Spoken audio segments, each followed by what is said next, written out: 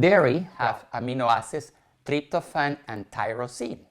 Now these two amino acids are the precursor of dopamine and serotonin. Dopamine and serotonin are neurotransmitters that can help feeling good pleasure and your reward pathway mechanism. The carbohydrate in dairy, especially milk and yogurt, can help tryptophan to convert to serotonin.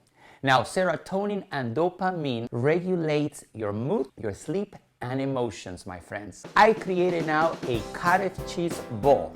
Persian cucumbers, cherry tomatoes, pumpkin seeds, Kalamata olives, basil, balsamic vinegar glaze, olive oil, of course, and then you have a delicious cottage cheese bowl.